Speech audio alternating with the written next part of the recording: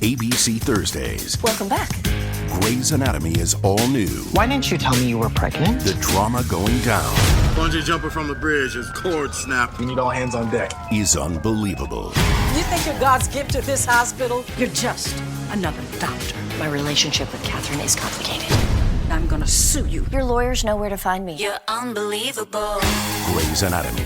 All new Thursdays, 10/9 Central on ABC and stream on Hulu.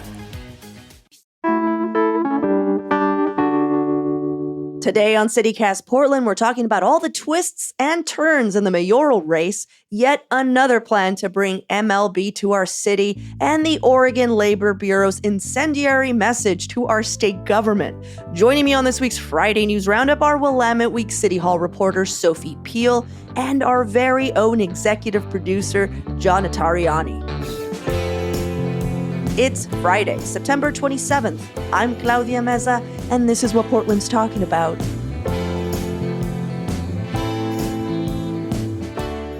Welcome, everyone, to the Friday News Roundup. Sophie, John, thank you for hanging out with me this morning. Claudia Meza, good morning. Good morning. Are you reading texts?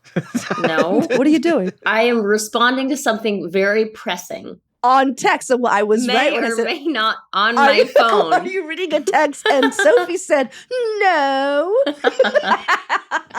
For all of our new listeners, today is a day we break down some of the biggest local stories of the week with some of the best and brightest journalists in town. But I wanted to steer us off course for just a minute to let everyone know that starting next week, we are kicking off our membership fall campaign. Now, we've only done one membership campaign before, and not to brag, but we killed it. Portland CityCast listeners beat all the other CityCast listeners in all the other states in member sign-up numbers.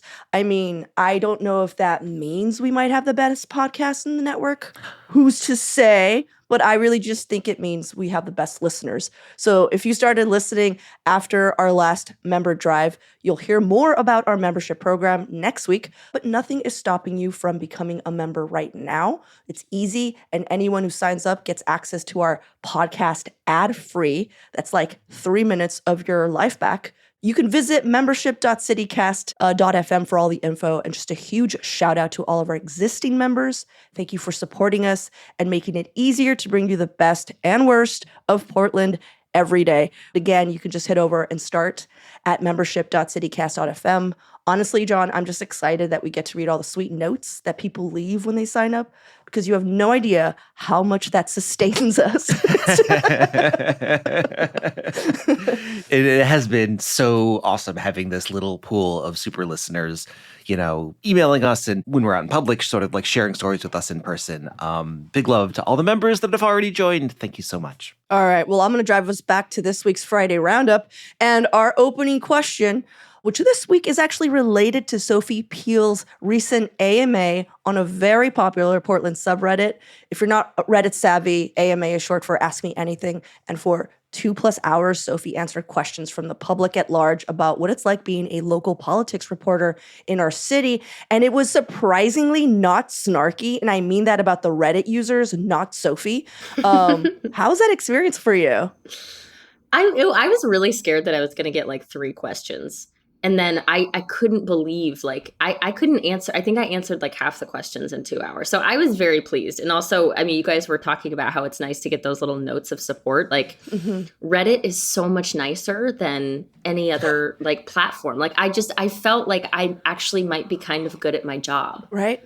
Looking at Reddit. And it was I just was like, oh, it was just nice. It was just nice. That's the only adjective I can use to describe it. Yeah, I think other people who work jobs that aren't public facing don't understand how hard the public is on us.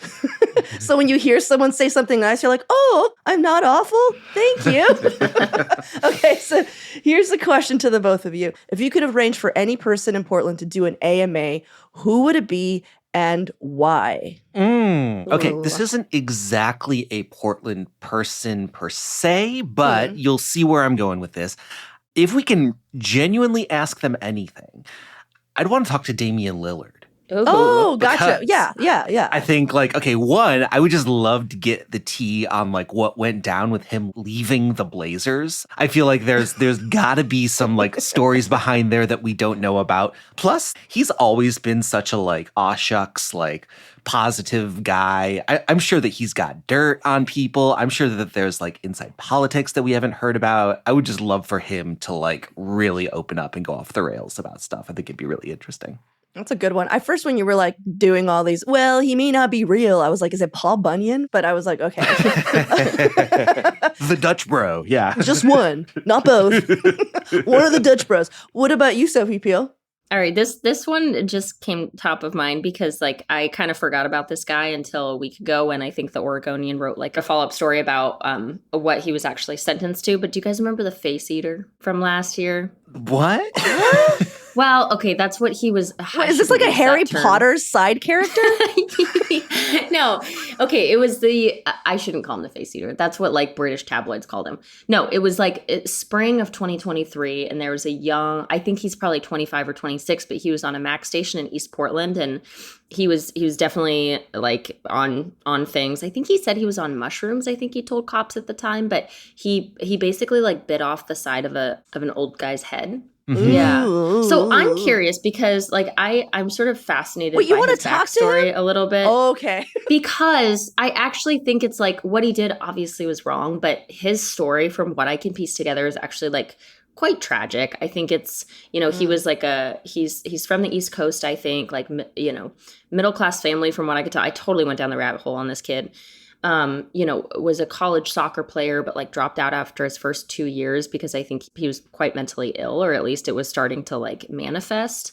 Then he like came to Portland and he got addicted to drugs. I just like, it's not excusing what he did, but like clearly he was not in a good place when that happened. And I don't know, it just seems like it's tragedy as much as it is like wrongdoing, but I'm more curious about like his backstory and what it was like in the 3 years that he went from being like a college soccer player to like on the streets of Portland, having to deal with mental illness and, drug use.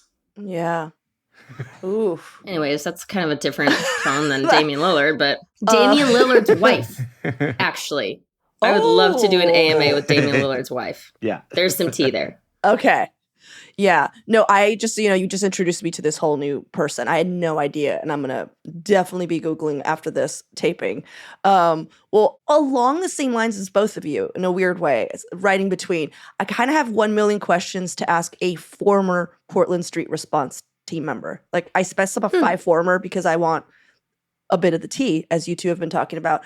I don't think I've actually seen an actual profile on anyone who works for the department in local media that goes deep. So if anyone is listening to us, a former Portland Street Response team member and wants to be on the show, please reach out, portland@citycast.fm. But I have so many questions. Mm-hmm. Yeah, that'd be awesome. All right, guys. Well, thank you for answering that question.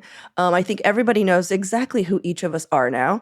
On to the news of the week. Sophie, you are going to be going over some of the mayoral coverage you and your colleagues have been doing, and I'm kind of really excited to hear the latest because so much has happened, and I'm curious about how everything's shaking out. So lay it on us. What's the parking ticket tally now? Yeah, well, I have not checked that. Obviously, the Oregonian wrote a great story. What was that, 2-3 weeks ago now, about Carmen's pretty alarming history of parking tickets and license revocations and all that. I think you guys actually had talked about it on a previous podcast too, but Renee Gonzalez, the other frontrunner in the mayoral race, has had some parking and driving woes of his own. They sort of pale in comparison to Rubio's track record, but, they're both not stellar. Mm-hmm. I think this has really, LIUNA, which is a union in town, they revoked their endorsement of Rubio. So did the Street Trust Action Fund, which is the sort of more progressive, much smaller political action committee. Mm-hmm. The big guys haven't changed their endorsements based on this news. Mm-hmm. The kind of the bigger unions that are expected to put more money towards Rubio's campaign. No one's revoked their endorsement of Gonzalez, which I didn't think they would, since, his driving record, like, it wasn't anywhere near kind of how alarming Rubio's was. Yeah. I think in talking to political consultants and just sort of like City Hall onlookers, I think it's interesting. The refrain I've heard, and I've also struggled with this, is like, we're political insiders. So we don't really know how the average voter one, if they're paying attention to this. Two, if this story about Rubio's parking history is the first time they've ever heard of Rubio. And like, if it is, like, they're not going to vote for her, right? Or if they know for her track record. And yeah, it's hard when you're a political insider to really know how this is going to affect normal voters in the absence of polling. And I'm sure polling is being done right now, because I think these campaigns are trying to recalibrate. One, figure out what the damage done is, and two, figure out, okay, do we need to pivot and sort of correct course? What's our new tack? What's our new strategy? I think what a lot of people have been asking me is, does this mean that these two other candidates that I think were seen as kind of second tier, City Commissioner Mingus Mapps and like a fleet owner, Keith Wilson, who I've written about because his only campaign message is, I'm going to end unsheltered homelessness.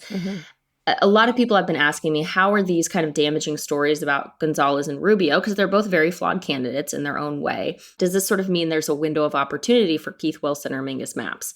I think, and that's a difficult question to answer. I think Keith and Mingus see it that way, though. And I see that in a couple of different ways. I find it quite fascinating how Commissioner Mapps's campaign has shifted tone in the past 3 weeks since this news came out. They've gone negative. Oh, they have gone on the offense in a number of different ways. And it's really interesting. He's bringing race into it, which he hasn't really into his campaign until now. One, because, Carmen is a woman of color. She's Latino, and Renee is also Latino. But, now he's bringing in his race. Obviously, he's a Black man. And so the first campaign email that he sent out after the driving stories about Gonzalez and Rubio was basically like, if I had done what Commissioner Rubio had done, I would not have gotten away with it because I'm a Black man. Not mentioning that obviously she's a brown woman, but, he more recently sent out a campaign blast, and he reposted the video of Renee Gonzalez. And I think it was, or was it this spring, last fall, when he was riding the Max, and he was brushed up on by a woman on the Max train, and of course called the police, mentioned without being prompted that she was a Black woman. And Mapps's campaign in their email basically said something to the effect of like, Gonzalez was really upset that I made this tweet about being brushed up against, but and then he brought in the race factor. He said this was a Black woman, and then most recently, he made a big deal about not getting invited to the Oregonians' mayoral endorsement process, which actually I don't know why he didn't. He was so upset. He's very upset. And once again said, as the first Black man running for mayor, or I think he said something to that effect, I can't believe the Oregonian wouldn't bring me into their endorsement room. I don't know how the Oregonian decided who to bring in and who not to bring in. I assume it had something to do with fundraising. I mean, Mingus did qualify for matching taxpayer funds through the small donor elections program. But when you look at campaign finance databases, I think he's raised like a fifth of what the other mayoral candidates have raised. Yeah. And I remember stories earlier this year how he hadn't paid vendors, he was racking up debt. So people weren't thinking he was going to cross that finish line. Absolutely not. He eked by. You can tell that he sees a window of opportunity and he is exploiting that. If he's going to have a shot, now is the time to pounce. And he's pouncing. Yeah, and if you're wondering exactly what he said and you're like, oh, I'm not in that email list, if you just go to his Instagram, he kind of posted all of those emails on his Instagram. So it is, you'll see it verbatim. I don't think that you exaggerated much, if at all, Sophie.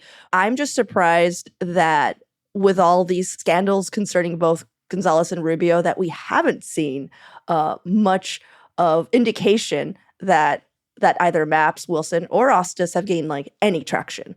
They've definitely have gotten fuel for their own campaigns to do, what Mapps has been doing or whatever. But I'm not seeing anybody being like, well, that means I'm going, you know what I mean? They're not really deciding they're going to go to a different person. They're just mad about it. The average voter is just annoyed. Yeah. I think it's so funny how just the tenor of this entire mayoral race has changed when those two stories came out about Gonzalez and Rubio. It just completely, just the tone felt like it took a 180.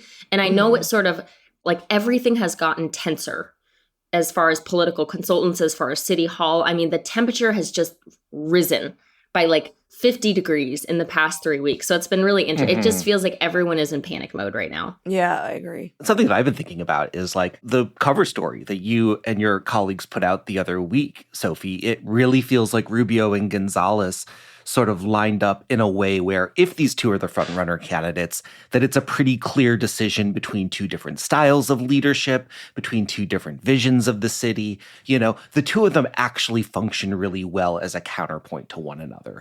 Rubio, pretty low key, but, having all of this sort of experience running nonprofits and like with administrative leadership. Gonzalez, really clear on what he stands for, law and order, but with less of a background of actually being effective in these roles as directing governance. That lined up really clear. And I think that part of this chaos that we're feeling right now is that when it doesn't feel like, Rubio and Gonzalez are locked in, the whole thing just feels muddier, because now we're like, well, it's a 4-person race. And even in this conversation, we're sort of trying to figure out how Mingus Mapps fits in, how Keith Wilson fits in. Like, does Lee Vostis suddenly fit into this race? Yeah. It just really makes the contrast a lot more complex than it was maybe 2 weeks ago. Yeah, no, it's interesting. Like, I think because Nigel Jaquist and we wrote that cover story, and I think we really simplified it to be a 2-person race. And then the Oregonian came out with the Rubio piece, and then Nigel followed that with a Renee piece. Then we were like, oh, maybe we spoke a little too soon. And I'm so glad we acknowledged in the intro that look, there are some other candidates that have shown some real support because like you said, John, it got messier. It got a lot messier. I will say, if I had to guess, I still think it's a 2-person race. Yeah. I really do. I still think it's between Rubio and Gonzalez because I think this is going to do some damage to both of them, but I don't think it's enough to create a genuine window of opportunity for Keith or for Mingus. But I don't know. My predictions are often wrong. So, yeah. Just looking at the Instagram feedback for each person, whenever Carmen posts anything, people are really negative in her comments. And of course, it's always a certain type of person that will do that.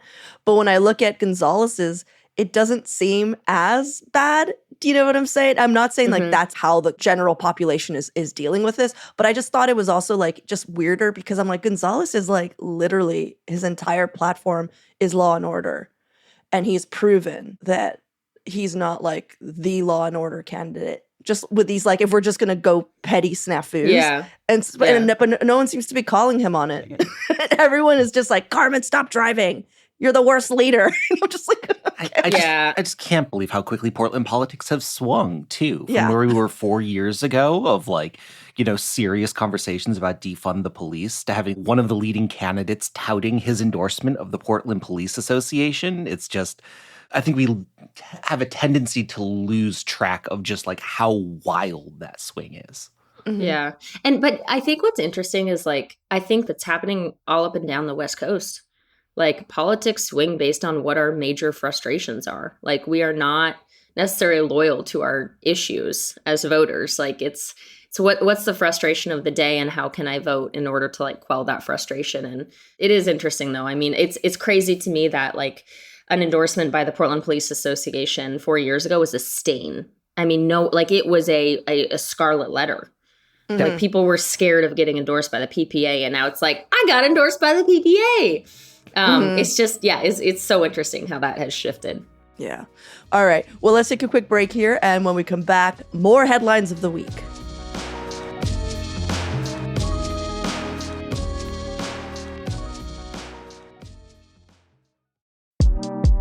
October is dining month in Vancouver, Washington, and they're calling it Dine the Couve. And participating restaurants are offering a $33 special menu featuring 3 items. Now, these can range from the more traditional offerings like an appetizer, entree, and dessert, to 3 specially made plates, or my favorite so far, 2 glasses of wine and a charcuterie board.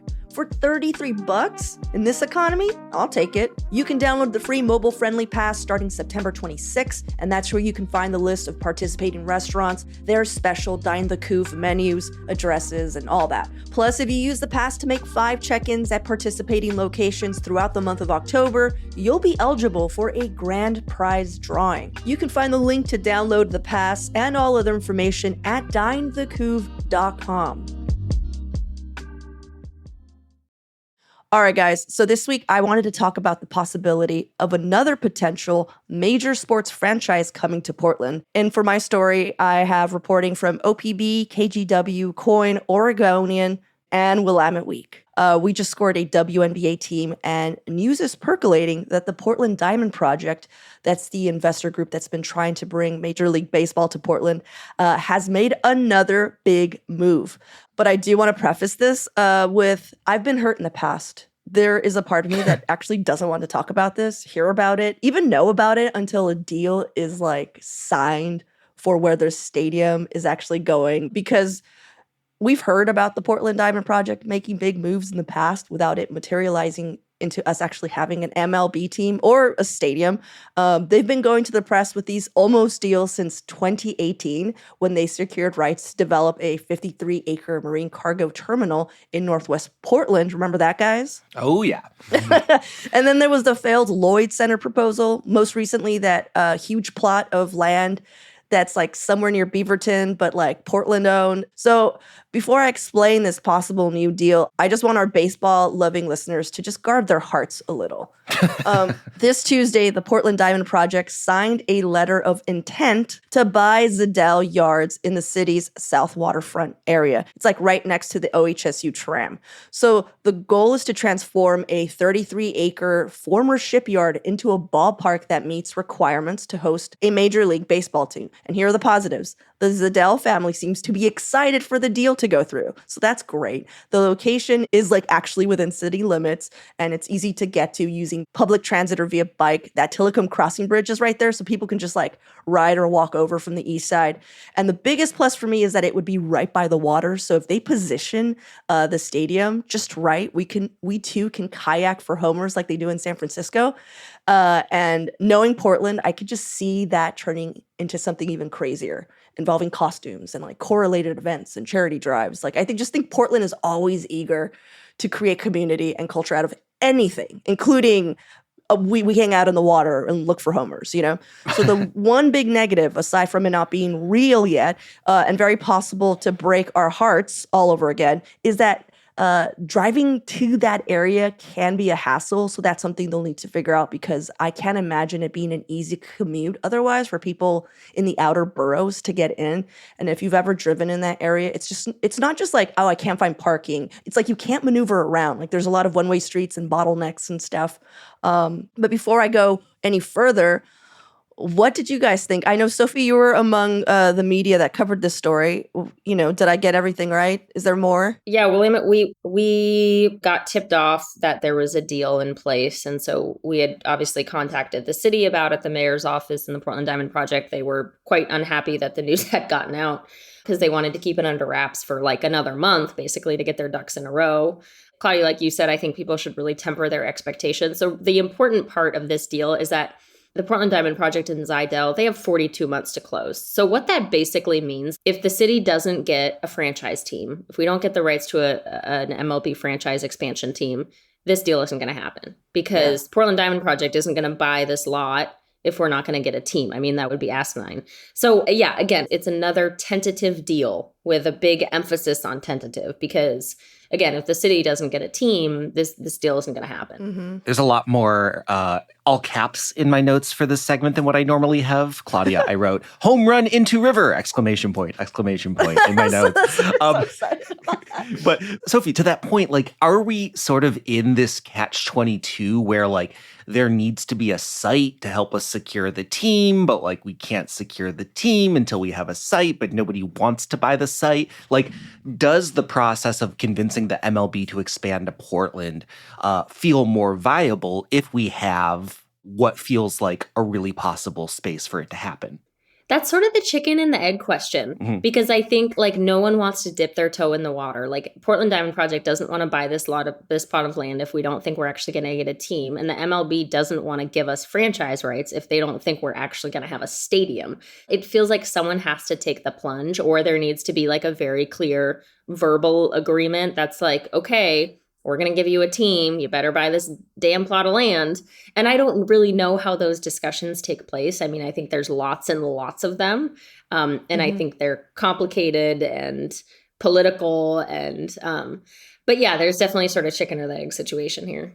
I mean, because my big question is if anybody at the Portland Diamond Project has seen the 1989 film Field of Dreams. I was about to say, we are on a short list. If the MLB decides to expand, we are on that short list. But we are at this moment, as John pointed out, banking on the if you build it, they will come strategy. One more thing that I don't know if you guys saw that the Portland Diamond Project has done is that, that property that they were looking to buy in Beaverton, which is a golf course that I mentioned earlier that just they didn't do. Well, they told reporters that they're still planning on buying it and turning it into team training facilities and youth baseball fields. And they're hoping that sweetens their pitch to the MLB because, they're just like, hey, look at this. Mm-hmm. We're like really invested in this idea. Mm-hmm. The other thing is that aside from the ballpark, plans for the property include 15 acres of retail, hotels, and residential developments, which sounds pretty awesome. I was like, maybe some podcast studios. I don't know. Who knows? But that would be so. Could you imagine, John? Could you imagine us trying to commute to that area while a baseball game is going on to record damn podcast? Are you kidding me? Especially if we could just see the game for free. Yeah, I'd go. But anyhow, so I think that they're trying to do a bunch of they're really sweetening the pot, is what I'm saying. But I do want to say that if we do get a brand new team, I just propose that we call them the Shipbreakers because that's the history of the Ziddell Yards, the Ziddell Ship Dismantling Company. I like that. Was America's largest shipbreaker for the better part of the 20th century. Like large barges, large ships would come here and, these people would break them down. So the Portland Shipbreakers. I mean, what about just the Portland large barges? The large barge. That just the Portland Barge Boys. the large boys. Barge. All right, well, let's take another break here, and when we return, more headlines of the week.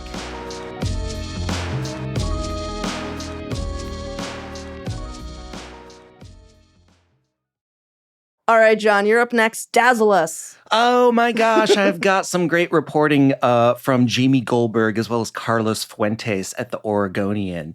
This might sound boring initially, but wait. The Oregon Bureau of Labor and Industries. All right. They have been clamoring about this huge backlog of cases that they have for a long time now. This is basically one of their duties involves looking into issues like wage theft or all sorts of places where people in Oregon aren't getting paid fairly for what they've been doing. Earlier this summer, they asked the governor for a 36% increase to their budget to deal with the chronic understaffing that has led to this backlog. This week, they started playing hardball. We heard from Labor Commissioner Christina Stevenson. She was talking to the Senate Labor and Business Committee and said, basically, the agency, if they don't get more money, they're just going to start dismissing all claims from workers who are earning less than about $53,000 a year. Even if they just have this cutoff, without additional funding, they might eventually need to reject 70% of all the claims that it receives. This does feel like one of those things that you say going into a budget cycle, hoping that it will sort of create some urgency to make these changes that they're asking for. But if nothing happens, this could be a pretty stark and remarkable change in the protections that a lot of workers have here in Oregon. I think Christina Stevenson is I think you used the right word, John. She's playing hardball. And I think people sort of underestimated her when she got into office especially because Representative Val Hoyle, who was the former Boley commissioner, she was known as just a total hard ass, say what she felt, very blunt, very sarcastic, very funny, a little ruthless, but in a good way. And so I think Christina felt like a milder person to take, a safe choice to take over Boley. But even making headlines is something, and she has made headlines. Yeah, she's playing hardball with the governor. Is Boley going to get everything they're asking for? Absolutely not. Like you said, John, this is sort of a playbook that Bureau leads. They do this a lot. But I think what gives Boley more leverage is this could really get unions activated. If 20% of union members, especially the ones that are getting paid less than $53,000, aren't going to have their wage claims investigated, I feel like Christina's really banking on union support. And if the governor's going to listen to anyone, it's unions. It's SEIU. It's AFSCME. So I'm very interested to see if and when the unions decide to like enter this battle. I'm going to make a prediction. Ooh. I think Christina Stevenson is going to run for governor in 4 to 8 years. Oh. No proof. No proof. Okay, no behind that. proof. No. Well, you follow this stuff. No, no one said that. I just made that up in my head. Yeah, but I'm just saying. Yeah. I'm convinced. I'm pretty sure you're psychic. Okay, so here's the thing is that I read this story, you guys, and not once did I think like you, John, and Sophie have concluded that this is a strategy because I'm pretty literal. It's really hard for me to understand like politics. John, you know this because we work together. Like I don't understand what's happening ever. I'm just like, but she said this, and you're like, yeah, but she didn't mean that, Claudia. Translator. Yeah, seriously. She's like, she actually meant this, and I'm like, okay. So anyhow, I just thought she was like, hey guys, we don't have any money, sorry, and then you guys were like, yeah, what a cool strategy. And I was like, what? No, what?